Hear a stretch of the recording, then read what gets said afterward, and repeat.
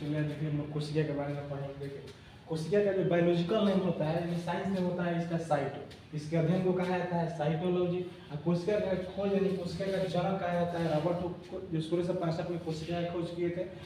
मृत कोशिका का खोज किए थे मृत कोशिका का खोज किए थे रॉबर्ट हुक, और जीवित कोशिका का खोज किए थे ल्यूवेनहॉफ। जीवित कोशिका का खोज कौन किया था? लिखिए थे ल्यूवेनहॉफ। कोशिका सिद्धांत दिए थे स्लाइडेनर स्वान। कोशिका सिद्धांत का अंतर्गत होता है कि जितनी भी सारे कोई भी कोशिकीय जीव है तो उसका शरीर कोशिका से बना है, यानी प्रत्येक जीव का शरीर कोशिका से बना है।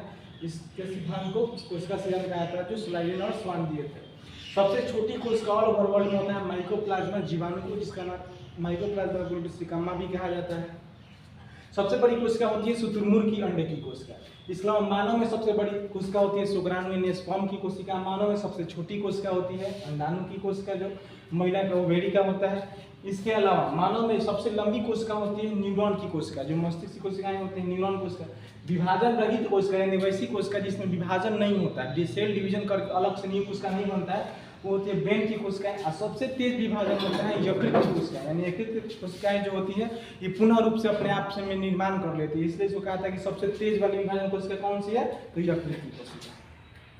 देखिए कोशिका में कोशिका झिल्ली ये पादप और जंतु दोनों की कोशिकाओं में पाई जाती है। ये प्रोटीन का बना होता है और सभी कोशिकीय अंग इसी झिल्ली के अंदर, जैसे मान लीजिए कोशिका झिल्ली है और इसी के अंदर माइटोकॉन्ड्रिया, लाइसोसोम, राइबोसोम जितना भी कोशिकीय है सब इसी के अंदर आता है। इसके अलावा जो कोशिका झिल्ली है ये निर्धारण करता है कि अगर कोशिका के अंदर कोई भी चीज बाहर से आता है तो उसका निर्धारण, इसके बाद बाहर अंदर से कोई भी कोशिकीय अंग में बाहर से कुछ भी आता है तो उसका निर्धारण ये करता है। उसके बाद होता है कोशिका वृद्धि, ये केवल पादप कोशिकाओं में पाया जाता है। ये सेलुलोज का बना होता है, ये सुरक्षा तथा आकार प्रदान करता है।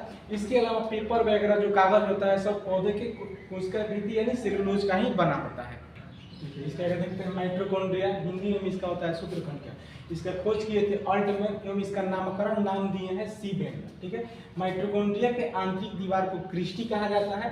वायवीय श्वसन पूर्ण एवं किर्श चक्रीय क्रिया। देखिए माइटोकॉन्ड्रिया में श्वसन का वायवीय श्वसन पूर्ण होता है एवं इसमें किर्श चक्र की क्रिया चलता है जिसके द्वारा ऊर्जा का उत्पादन होता है। किर्श चक्र का खोज किए थे वैज्ञानिक के नाम भी किर्श चक्र था, तो उन्हीं के नाम पर इसका नाम रखा गया है। देखिए कोशिका का पावर हाउस माइटोकॉन्ड्रिया को कहा जाता है, इसलिए कहा जाता है क्योंकि ऊर्जा का उत्पादन इसी में होता है। ग्लूकोज के एक अणु के ऑक्सीकरण से 36 एटीपी ऊर्जा का निर्माण इसमें होता है और 2 एटीपी अवायवीय श्वसन द्वारा होता है जो कोशिका द्वारा में होता है, जिसको आगे समझेंगे।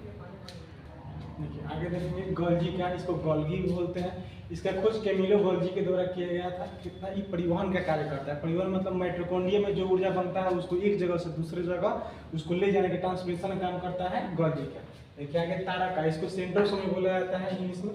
इसका खोज किए थे बाबेरी। कोशिका विभाजन में महत्व होता है। तारा का काम होता है कोशिका को विभाजन करवा के एक कोशिका से दूसरी कोशिकाओं या अन्य कोशिकाओं का निर्माण करवाना। ये आरबीसी में तारा का नहीं पाया जाता है, इसलिए आरबीसी की मृत्यु स्प्लिन और प्लीहा में होती है। अंतःप्रदरजालिका इंग्लिश में एंडोप्लाज्मिक रेटिकुलम बोला जाता है। इसका खोज किए थे पोर्टर। देखिए ये आंतरिक कंकाल ढांचा प्रदान करता है और आंतरिक सहायता भी प्रदान करता है। देखिए ये दो प्रकार का होता है, एक स्मूथ इंडोप्लाज्मिक रेटिकुलम और एक होता है रफ इंडोप्लाज्मिक रेटिकुलम। स्मूथ मतलब होता है कि चिकना जो वसा का निर्माण करता है और एक होता है खुरदार जो प्रोटीन का निर्माण होता है। देखिए अब जो खुरदार टाइप का होता है, जो इंडोप्लाज्मिक रेटिकुलम पर छोटे छोटे इसको खुरदार बनाते हैं वो राइबोसोम होते हैं, यही प्रोटीन का निर्माण करते हैं जिसमें राइबोसोम को उसको अलग में पढ़ेंगे तो याद रखिएगा।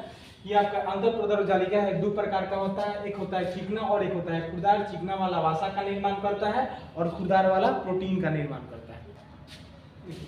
राइबोसोम इसका खोज पैलेट के द्वारा किया गया था। ये प्रोटीन का निर्माण करता है, इसलिए इसको प्रोटीन की फैक्ट्री भी कहा जाता है।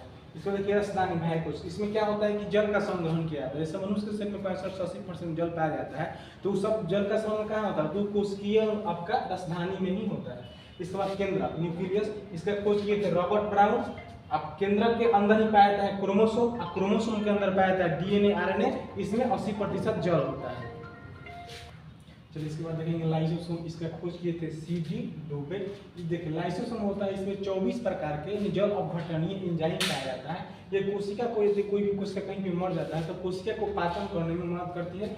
और देखिए इसी का होता है कभी कभी फट जाती है तो वहाँ की सभी कोशिकाएं मर जाती है, मार देती है उसको, तो इसलिए इसको आत्महत्या की थैली कहा जाता है। इसके बाद जीव द्रव को हम लोग देखेंगे। देखिए जीव द्रव का खोज किए थे डुजार्डिन, लेकिन इसका नामकरण किए थे पुरकुंजे। इसमें 80% जल पाया जाता है। देखिए जीव द्रव होता है दो प्रकार का, एक होता है कोशिका द्रव और एक होता है केंद्रक द्रव, जिसको साइटोप्लाज्म और इसको न्यूक्लियोप्लाज्म कहा जाता है। कोशिका द्रव जो होता है ऊपर बाहर वाले भाग में बाहर होता है, उसके बाद जो केंद्रक द्रव होता है ये सबके से बीच में होता है, इसलिए इसको न्यूक्लियोप्लाज्म केंद्रक द्रव कहा जाता है।